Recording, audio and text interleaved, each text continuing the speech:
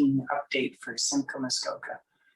So as of today, we have a total of 11,932 cases. This is up 181 cases since I last reported 6 days ago. The cases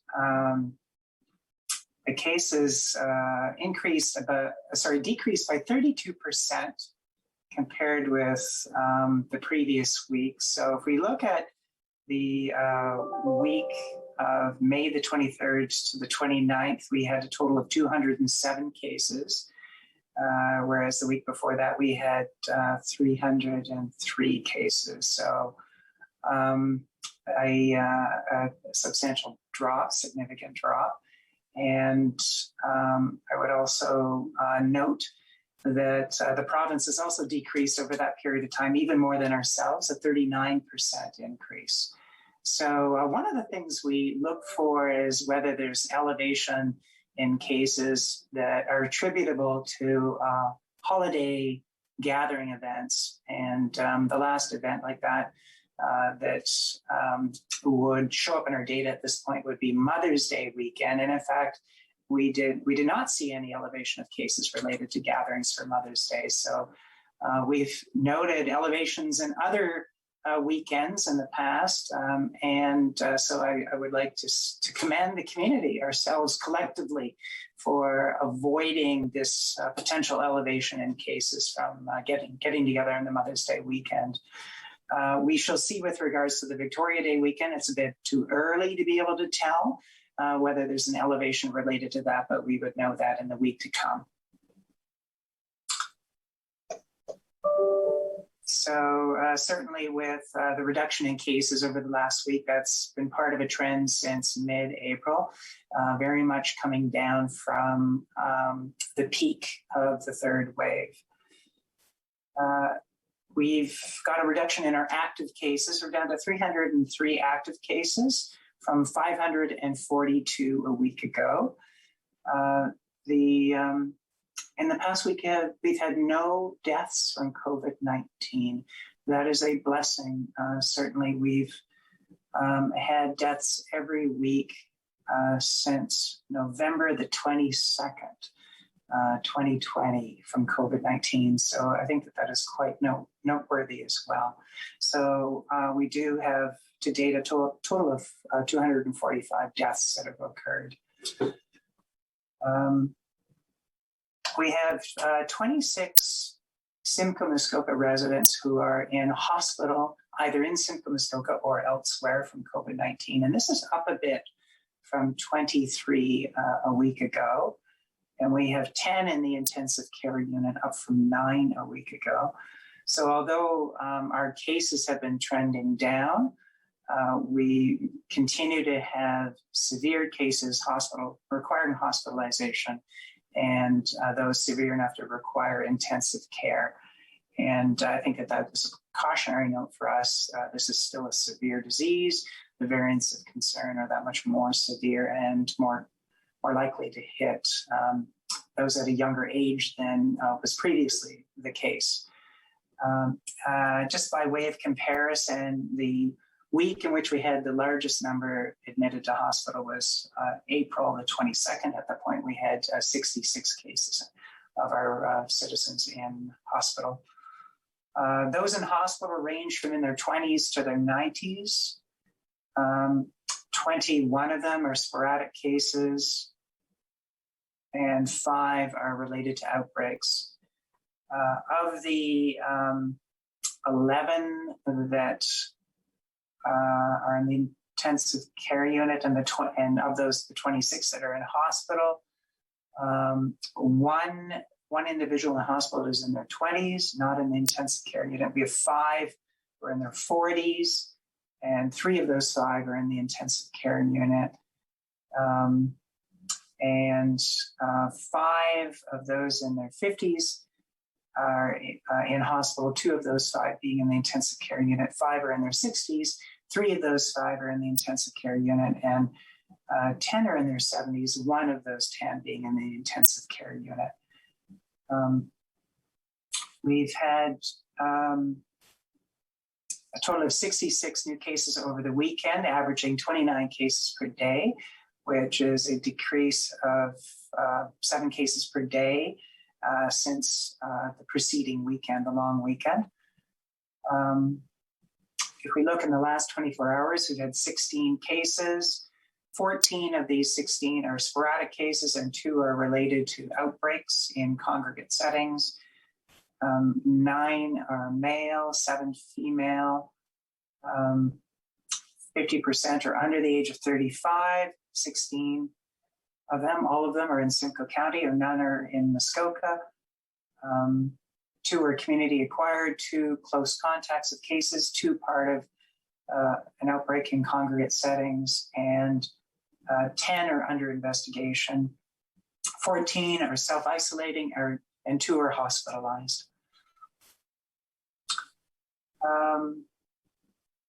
If we look at our cases that occurred during the week of May 23rd to 29th, 53% of them were due to exposures related to their households.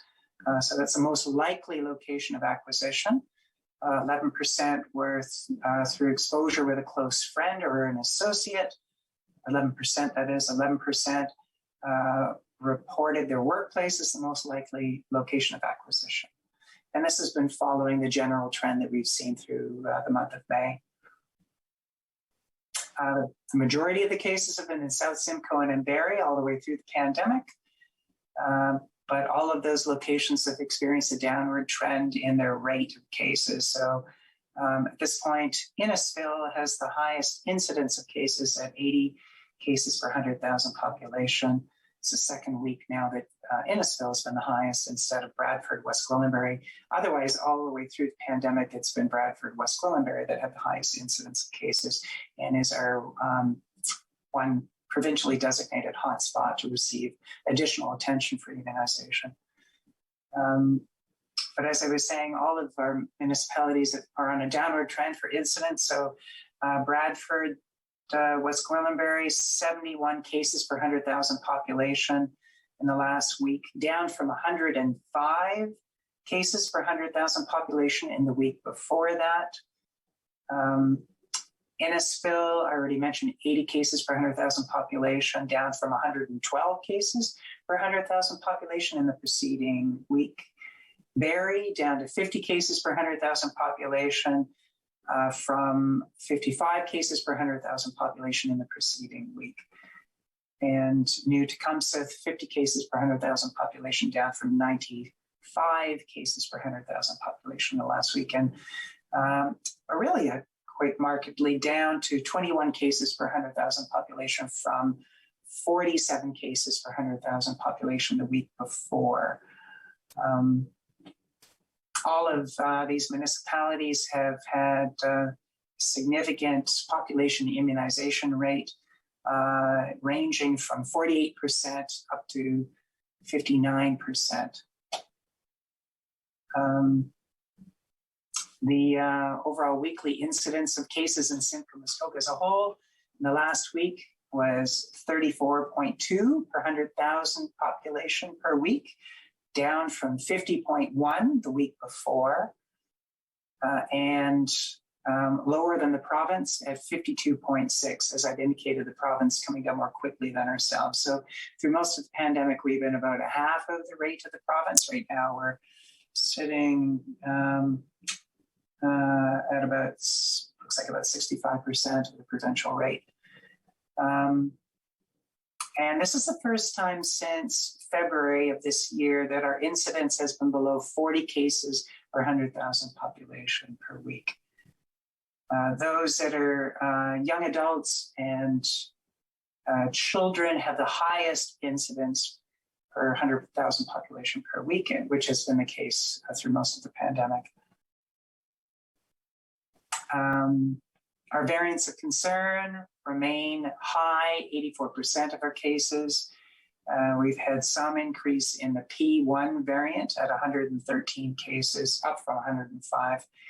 And the B1351 variant, 21, up from 19 in the preceding week. And of course, the great majority of the variants of concern are B117 variants. The B1617 variant is at 4 local cases in Simcoe, Muskoka, and over 200 across the province. At this point, we have 9 outbreaks, down from 10 a week ago. 6 of the 9 are due to variants of concern. We have 1 institutional outbreak, down from 2 a week ago. So 1 was declared over at Muskoka Shores. 2 congregate setting outbreaks, up from 1 a week ago, with a new one at a group home in Simcoe County. 6 workplace outbreaks, down from 7 a week ago. So 2 new outbreaks, both of them in retail trade centers in Simcoe County, and 3 that are declared over, 1 an agricultural location in Muskoka, 1 an accommodation location in Muskoka, and 1 a retail trade center in Simcoe County. Our vaccination campaign continues. We've provided first dose immunization to 53% of our residents at 320,400 individuals, and over 38,300 of these individuals actually have received their second dose, so 6.3% of the 53% of our population. Now, nearly 64% of our adult population, 18 and above, have had at least 1 dose of vaccination, and 7.7% of the adult population in Simcoe, Muskoka have received a second dose and fully immunized. We're also making progress with regards to those that are 12 to 17 years of age, so 16% of those individuals have received their immunization, and that's over 6,000 individuals, and another 11,500 are scheduled to receive their immunization. So we are making progress on that group, and certainly encourage everybody who's eligible to continue to book and seek immunization through a variety of channels that I will speak to later on. 81% of those who are 50 years of age and older have had at least one dose of immunization in Simcoe, Muskoka. So making very good progress.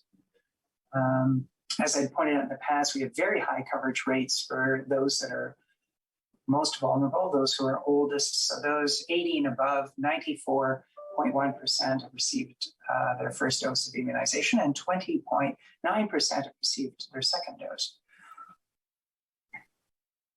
Our hotspot, Bradford, West Gwillimbury, as designated by the province due to, in the past, elevated transmission of COVID-19, has had special attention from us to receive immunization. And so 94.5% of that population has received 1 or more doses, as opposed to, 54.5% received their at least 1 dose, as opposed to 53% for the rest of Simcoe, Muskoka.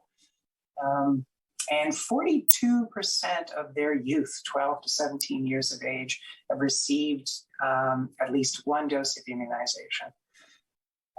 And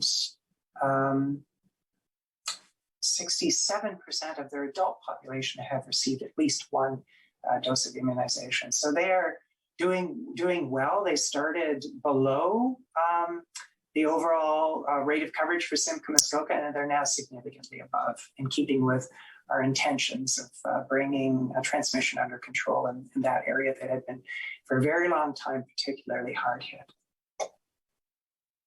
With regards to our own agency monitoring dashboard, we remain in yellow status due to viral spread and containment, although the numbers are moving in the right direction. Laboratory testing is in yellow status, although we are having a a good turnaround time for testing. Our percent positivity, although coming down, remains at 3.8%. So it was 4.4% a week ago. Anything above 3%, we would consider to be elevated. That's a measurement of the amount of transmission happening in our community versus the amount of testing that's happening in our community. And in terms of health system capacity, we're in yellow status due to some elevation in ICU bed utilization and ventilator beds utilization. And we are in red status for our public health system capacity. We're just below our desired standard of reaching all cases within 24 hours, or I should say 90% of cases within 24 hours. And there we sit at 89.9%.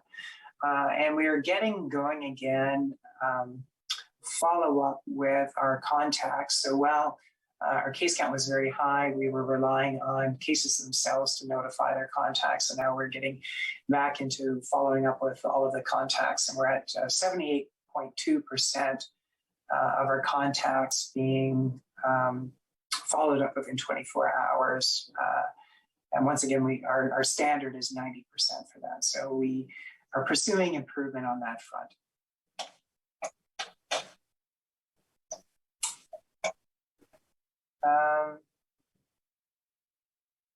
In terms of our local hospital occupancy, we continue to provide a significant amount of care for people out of district. So at this point in time, we have 31 individuals in hospitals with COVID-19, in hospitals within Simcoe, Muskoka, and 17% of those are people from Simcoe, Muskoka. 17 of those cases are individuals from Simcoe, Muskoka, and 14 are cases from out of jurisdiction.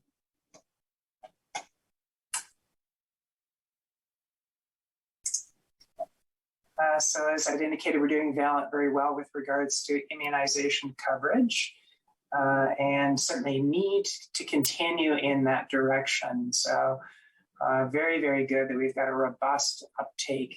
We ultimately would want perhaps as high as 90% of our population covered to avoid a second wave, or to minimize the likelihood, or not a second wave, a fourth wave, to minimize the likelihood of a fourth wave of COVID-19 possibly in the fall. We would want very high vaccination status.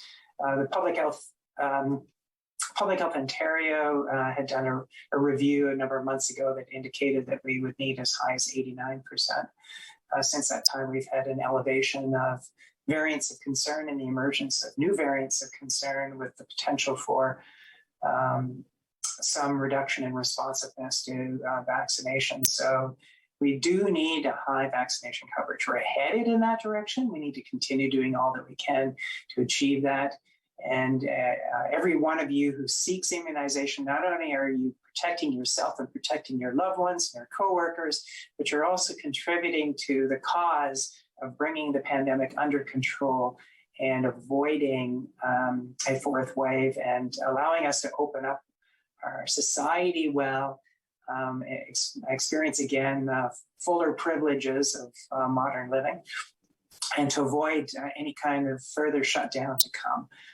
So I certainly encourage and commend people to continue to come forward, seek out immunization, get yourself booked, and get vaccinated. What's also implied in that figure, that kind of coverage, is immunization, not just for youth, but children. We await whether there would be the potential for immunization of children to come in the future. At this point, that is not the case. We encourage those that are young, youth, 12 to 17, to come forward and seek immunization. And we've had a very robust response, and encourage that they continue to do so. You can book on the provincial booking system online or by telephone. And certainly that information can be obtained on our website. And you can also go to pharmacies that are providing the Pfizer vaccine, because at this point it is the Pfizer vaccine that is authorized to be used for those that are 12 to 17 years of age. And on our website, you'll be able to find out more information about this, and a link to the province with regards to pharmacies that would be carrying providing vaccination in Simcoe, Muskoka. And also, it is the province's intention that those youth returning to school would be fully immunized, or at least have the opportunity to be fully immunized. And that means a second dose no later than 2 weeks before the onset of school. And so during the weeks of August the 9th and the week of August the 16th, we would be participating in providing second doses to those individuals, to youth, those actually right through to the age of 25.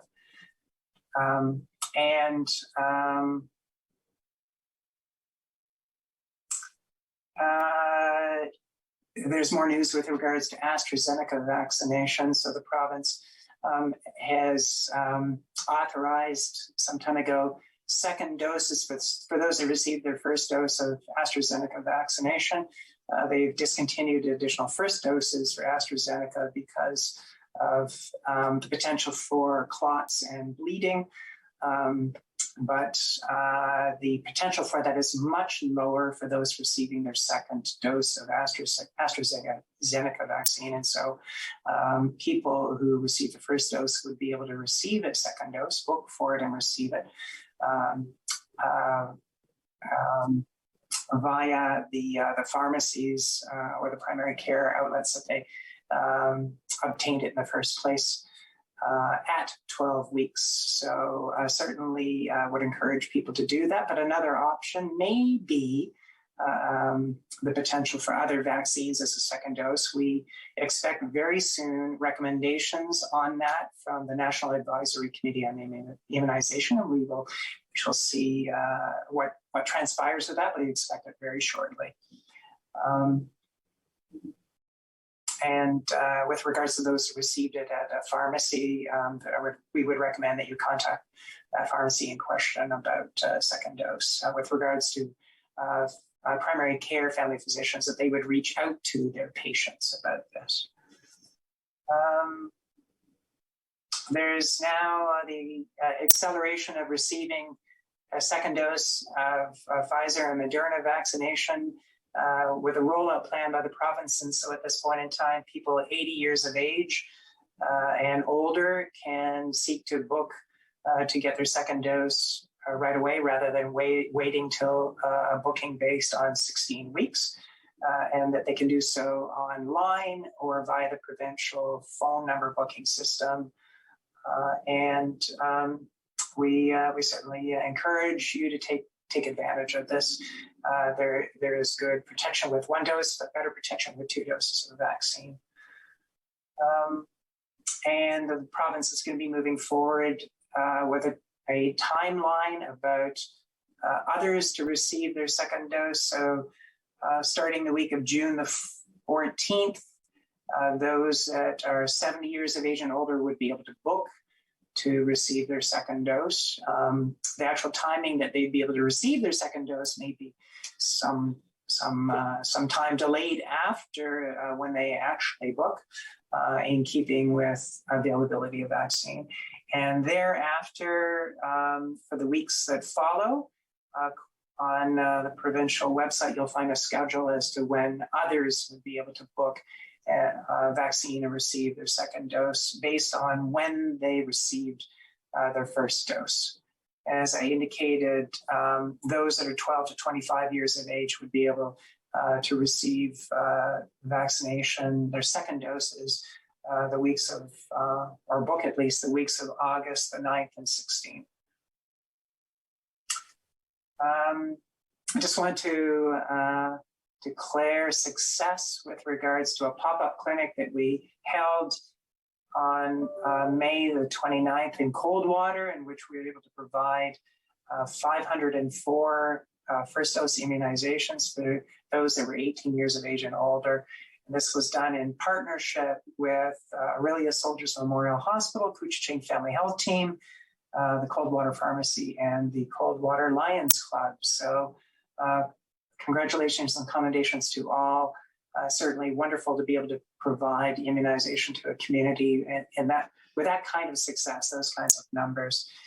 And another thing I would say at this time is we don't have any plans at this moment about further pop-up clinics, but we do continue to monitor for the potential need for such. The province tomorrow will have transitioned out of the stay-at-home order, and a communique from the province just went out shortly before my press conference specifying this, and specifically individuals are no longer legally required to stay at home except for essential purposes, but there are still many public health measures in place to keep us safe at this time.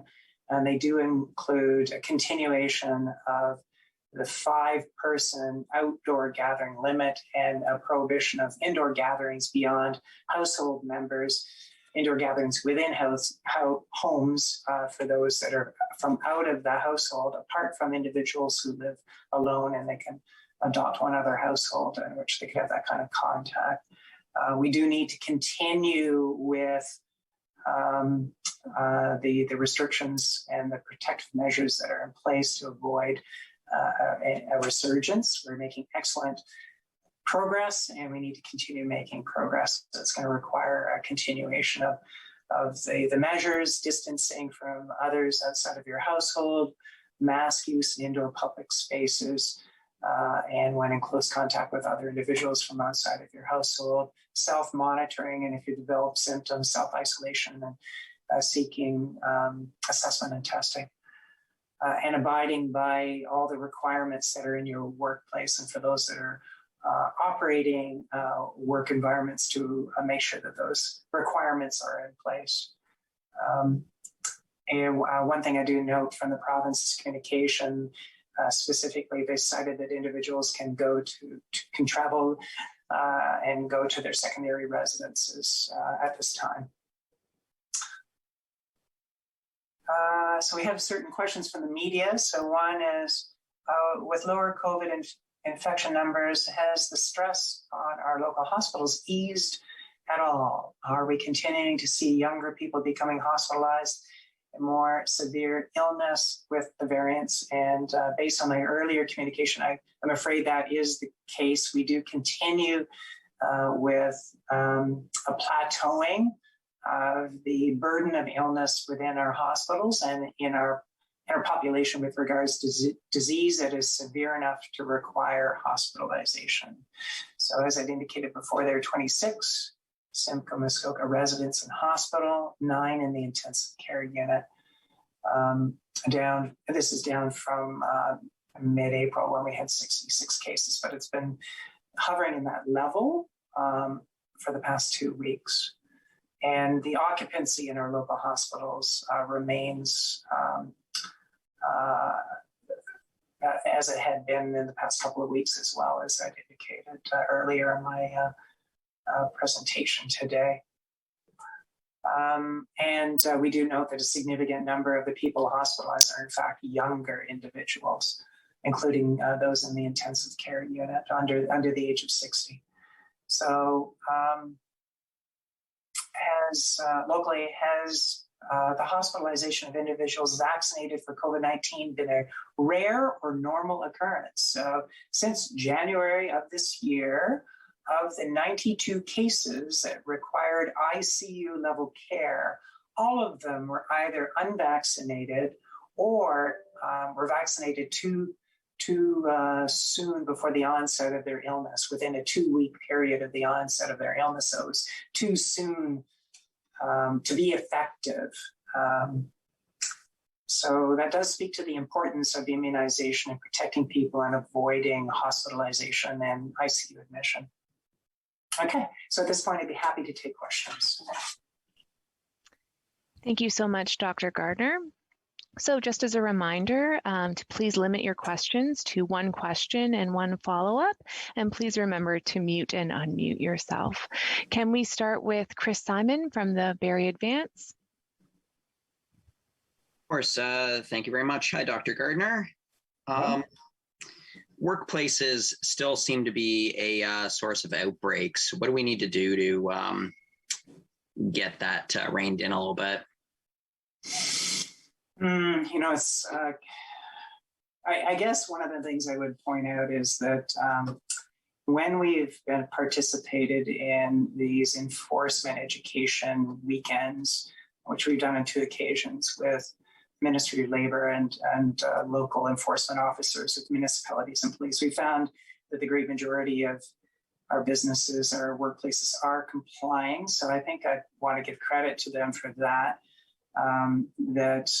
There are certain common breaches when they do occur. What's most common would be screening for people, active screening for people, or having a comprehensive plan, or managing certain pinch points like the lunchroom.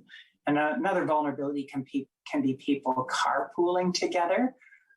So we continue to seek to raise awareness about these matters.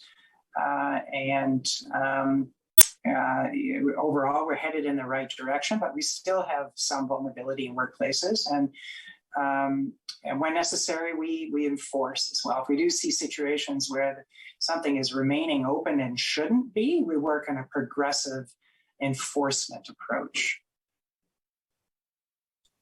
Okay, and I don't know if you've seen the media reports, but the Toronto Star and CP24 both hinting that Ford may keep schools closed to in-person learning until the fall.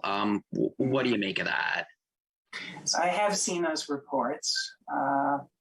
I've taken the position, as have I think all of my colleagues across the province, fellow medical officers of health, that it would be best to open schools at this time to allow children to come back and experience the positive health effects, health benefits, mental health benefits, family health benefits of being in the school environment that we've had in place in September of last year, a comprehensive set of protective measures that have greatly reduced the risk. There's been far more exposures in the school environment than transmissions in the school environment. And that rates have been coming under control. So we have an opportunity now for children to have that benefit at this time. But ultimately, this is a decision of the province, a decision of cabinet and the premier. I know that the premier has raised, including in writing to us as medical officers of health, concerns about the new variants, their increased infectivity, the potential for an increase in cases that could undermine our ability to otherwise continue with a roadmap and opening up. So he has that to consider. He has potentially the concerns that he might have heard or is hearing from other parties related to this. Ultimately, it is their decision. I stay by my position. It would be best and certainly a good opportunity now to open, but ultimately it's the province's decision. Sorry, just one point of clarity. When Ford was seeking feedback from local medical officers of health, did you provide feedback to him? I helped to craft the letter that came from the Council of Medical Officers of Health, signed by our chair, Dr. Paul Romeliotis, and otherwise didn't write to him directly myself. Thank you. You're welcome. Mark Bruneman from Barrie Today, do you have a question? I do. Thanks for the opportunity again. I'm interested in, given that although Sorry, I've lost your audio.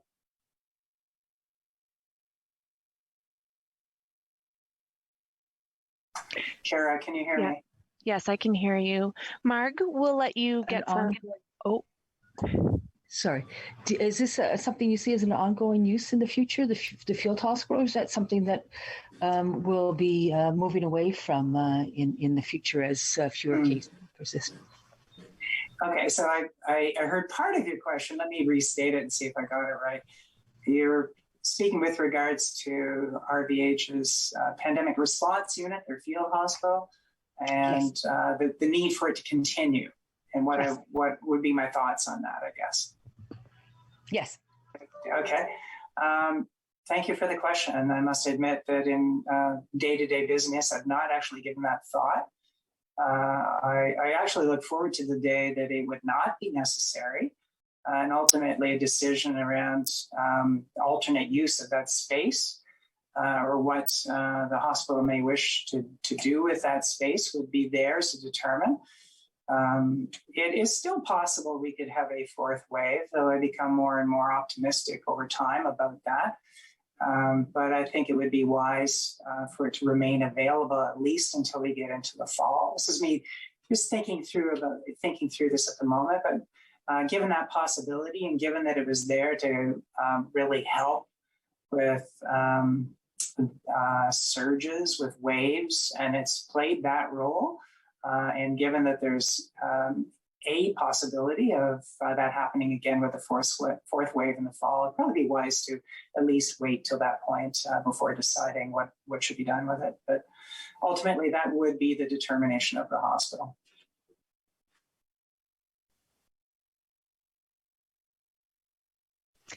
Mark, do you have a follow-up question for Dr. Gardner?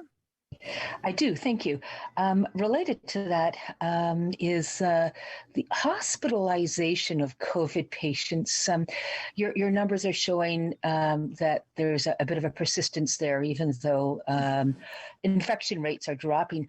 I'm wondering how much of a concern in the future, even once we've passed the crucial period of mass infections in the community, how much in the future the hospital is going to have to continue to deal with COVID cases?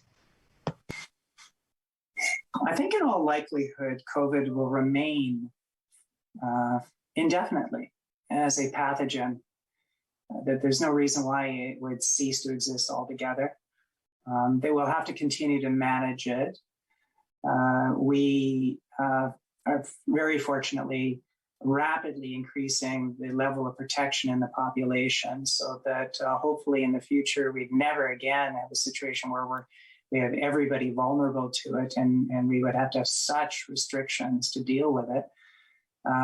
But it will continue. It will continue to change and mutate and form new variants. There may very well be a need in the future for boostering with newly configured versions of the vaccines that we have now to take into account new variants that arise. It might become a seasonal vaccination akin to what we do with influenza, that we will need to manage cases in the future.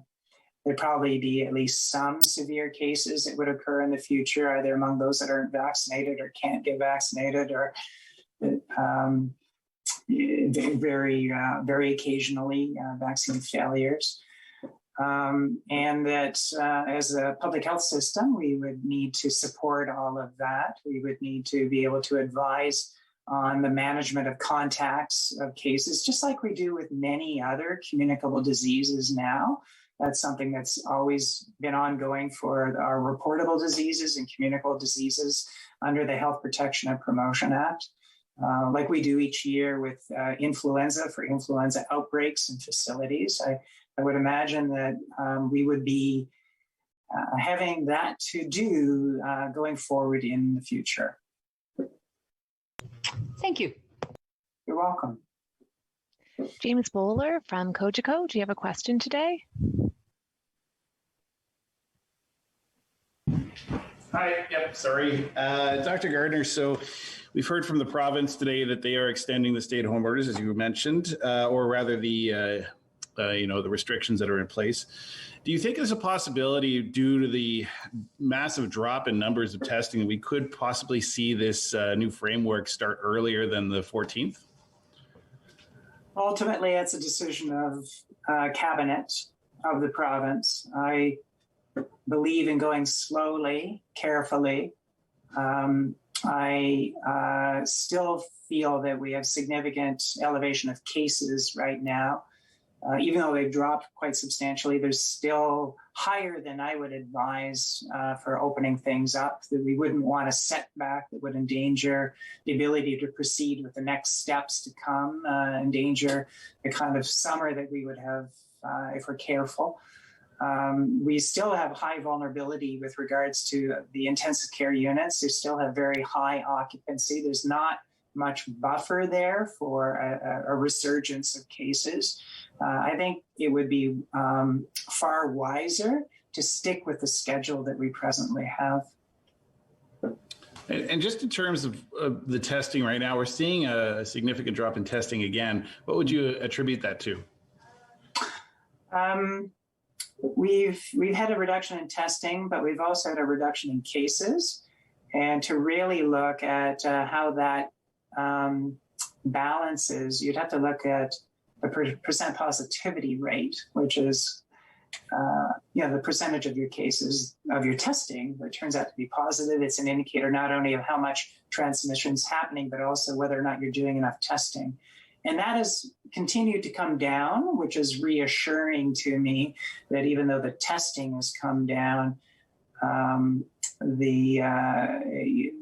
probably the major explanation for that is actually a reduction in transmission more than anything else. I still would note that we probably need more people coming forward and being tested than are being tested. You've still got some elevation in that percent positivity.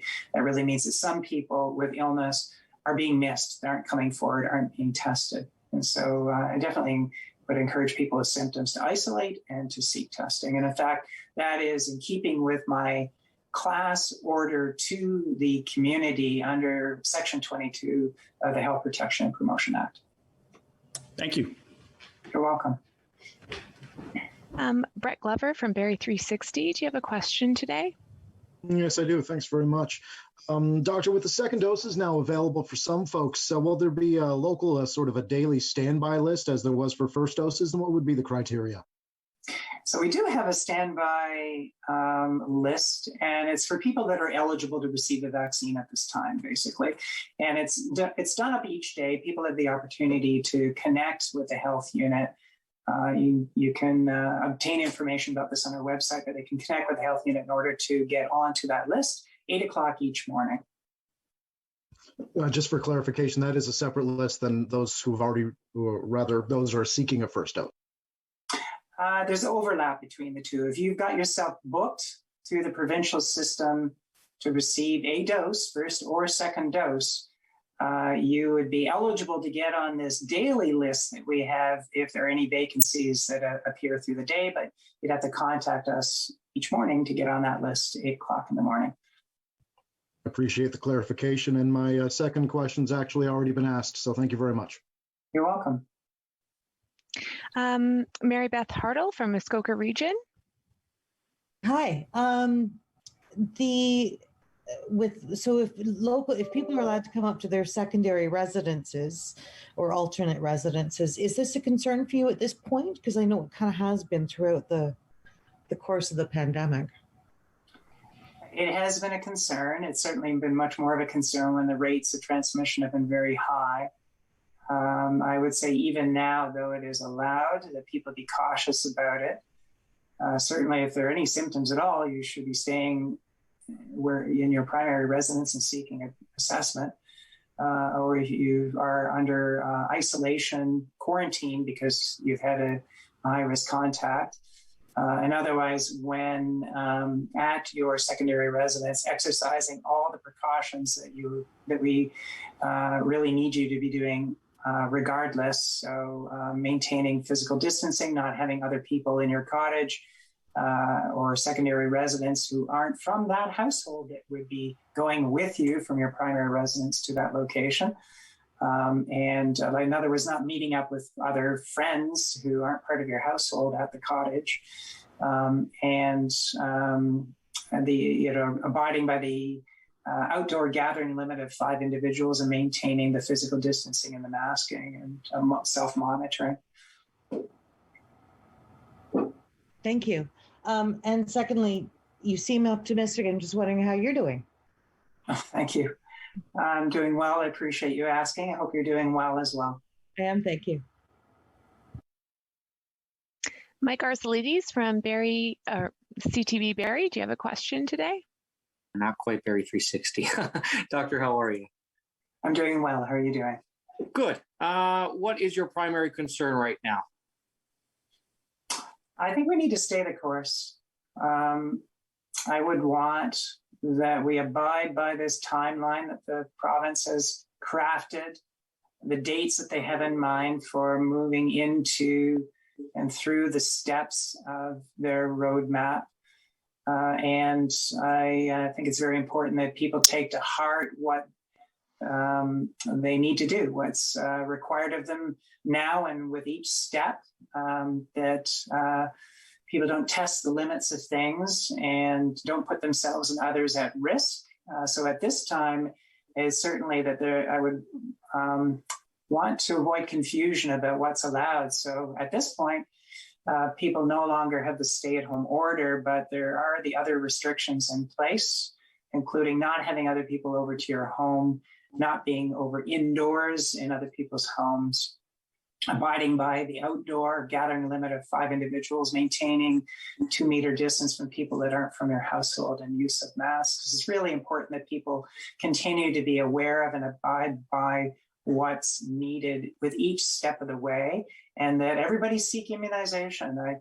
I see that we're getting a really good and robust response to the vaccination campaign, but we will need a very high coverage rate at the end of it all to safely keep the pandemic under control and avoid a 4th wave later in the year. So one of my concerns is that we need to achieve that. We need everybody behind that. Are you fearful? September, October rolls around and we're back in it again. Do you have a crystal ball that will say when this is going to be all done? When would you say this is all going to be resolved once and for all, for the most part? Right. We will need caution going into the fall. We'll need that really high immunization coverage rate. Somewhere in the range of 90% will probably, sometime to come, need to get into immunizing younger children to help achieve that. We are going to need people to continue, at least to some degree, with restrictions. We'll see about the details that are required to come, but it will probably involve the use of masks in indoor public spaces, at least for some time to come, distancing from people out of your household for some time to come.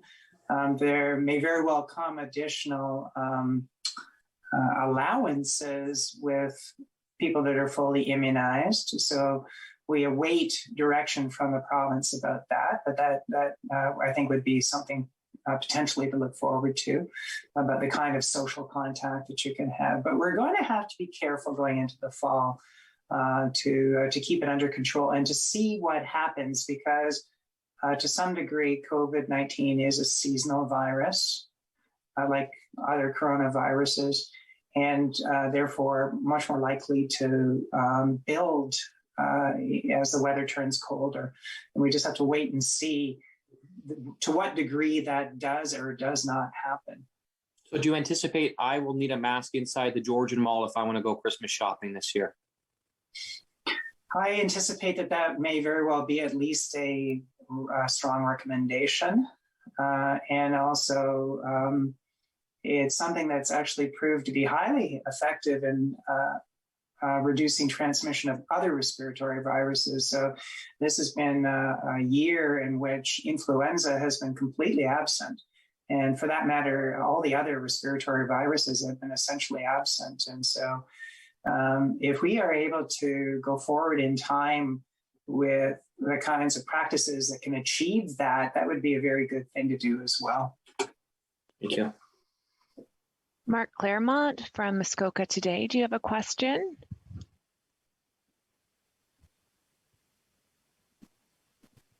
Sorry, yes, I had to unmute somehow. Doctor, do you know the new heir apparent for the Chief Medical Officer of Health for the province, replacing Dr. Williams? And also, what is your opinion of the province's performance in relation to your job? Are you satisfied with how your two-way communication has gone and responses from the province to you, to the Simcoe Muskoka Health Unit? So your first question is, do I know of Dr. Kieran Moore, the incoming Chief Medical Officer of Health? Is that you're just checking with that? Yeah. I have known Dr. Moore professionally since the early 2000s, before he was a public health professional, a public health specialist. At that point, he was an emergency physician, but had a very strong interest in public health, population health, health data. He was doing pioneering research on something we call syndromic surveillance, looking at emergency department utilization data to understand disease transmission in the community. And he pioneered the development of a comprehensive system across the province that has provided health units to this day with live time data from the emergency department visits in our respective communities or community hospitals. So I've known him since that time, known him as a trainee in public health, and then more recently as a medical officer of health. And I've always found him to be a superb colleague, very innovative and on the cutting edge, very academically active as well. In addition to being the medical officer of health for Kingston, Frontenac, Lennox, and Addington, he was the program director and is the program director for the Public Health and Preventive Medicine residency at Queen's University. So he's really had a remarkable career to date. Also about the province. How do you feel of the provinces? Would you give them a rating A to F? Well, I won't give them a rating per se. I would say that along the way, we've had successes and then we've had failures in our collective response to the pandemic. To me, the most worrisome step was when the choice was made in February to come out of shutdown. And at that point, it was quite public in my expression of concern. And we did end up with a third wave. I think that was definitely an important misstep. But things have been, I think there have been learnings from that. I believe that we've learned through trial and error that the local, provincial, the framework that the province had used in the fall of last year and then into the third wave that was based on restrictions at a health unit level was not working. I would say that was, despite the very best of intentions and a great deal of work that was put into that framework, employing what we knew collectively, it just turned out that it wasn't effective in preventing transmission between locales, between health units, with the migration of people from more restricted to less restricted areas. I believe now we have a provincial government that is very concerned about the views and the opinion of local public health, of medical officers of health, and of other health professionals, the science table, in order to help guide coming out of this third wave and to stay out of the pandemic.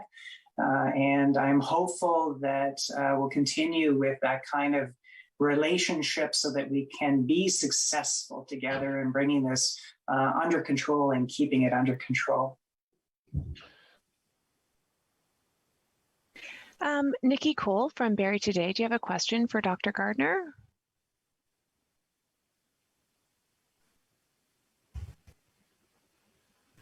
Okay. Could you hear me okay? Yep, we can hear you. Okay, perfect. No, I just was curious. I was hoping to get Dr. Gardner's response or reaction to yesterday's announcement about the province mandating immunization policies for long-term care homes. Just wanted to get your thoughts on that. Well, I can certainly see why they wish to do that. Long-term care facilities and retirement homes were the hardest hit segments of our society. Certainly also racialized neighborhoods were hard hit as well. But in terms of sheer numbers, well over half of the deaths that occurred in the province occurred from outbreaks in those facilities. Older individuals are much more vulnerable to COVID-19, that we now have highly effective vaccines.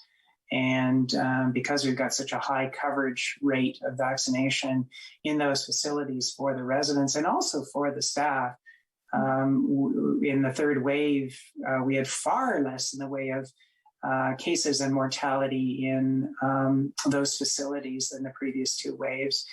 So the value of vaccination and the need for vaccination was clearly demonstrated with that history.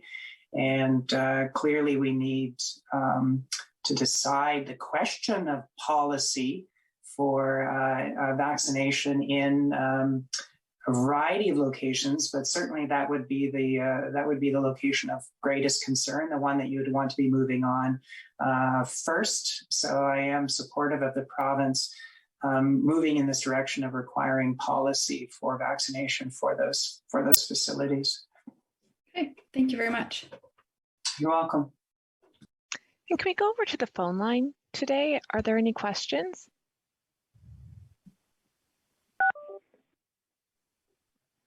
Hi there, it's Adrienne with MyFam. To continue on with the last person's question about long-term care home, my question concerns the younger population. Can you see this vaccination being implemented to allow children to stay in school?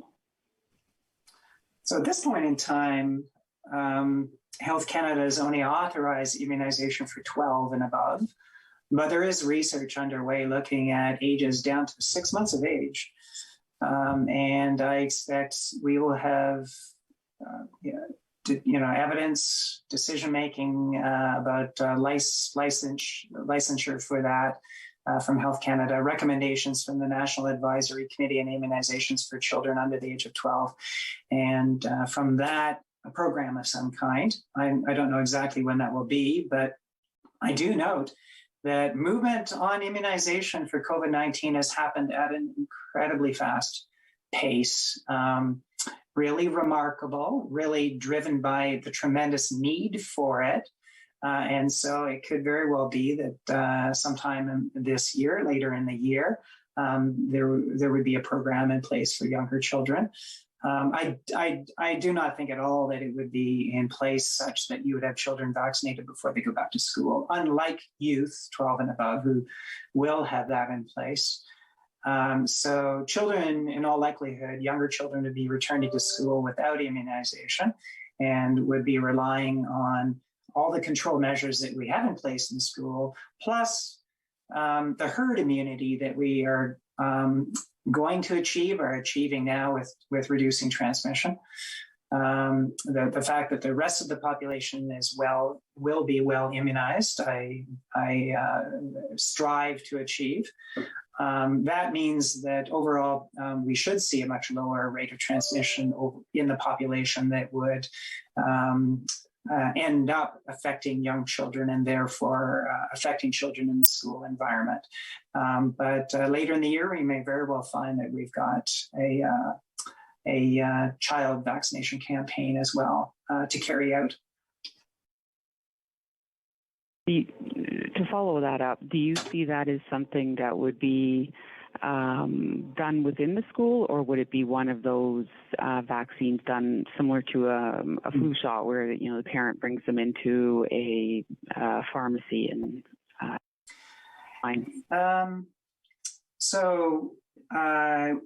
we need to work all that out. I believe with the number of children that would be involved,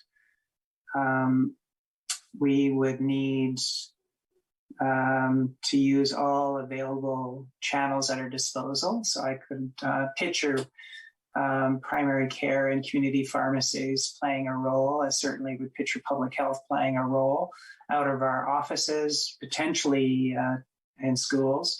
But at this point in time, we don't have a clear vision about that. We are looking at some of our early thinking about that, because we do need to be prepared for it. Okay, thank you. You're welcome. Is there anyone that hasn't had an opportunity to ask their question today? Okay. I just wanted to make a brief... Oh, sorry, Karen, can I have one more question? Somewhat unrelated, Dr. Gardner.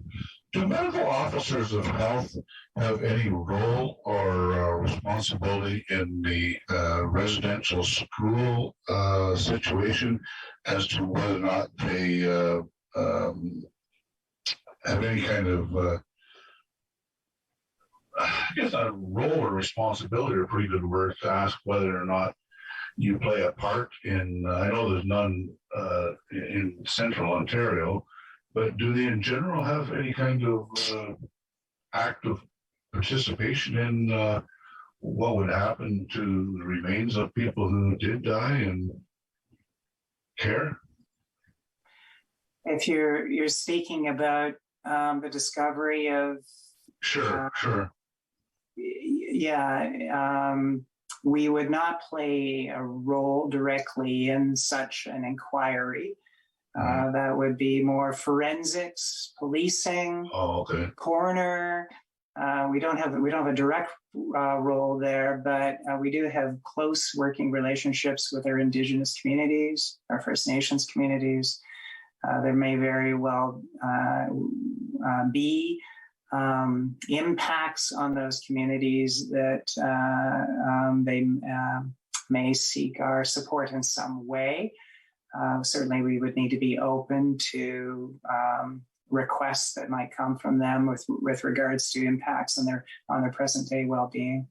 Yeah, mental health maybe, or something. Yeah. Okay, thanks a lot. Okay. Thank you. I believe that brings us to the end of our media briefing today. I just wanted to make a brief announcement that next week we will not be hosting a media briefing. The next scheduled event is Wednesday, June 16th. Thank you so much, Dr. Gardner, and thank you to our media partners for today.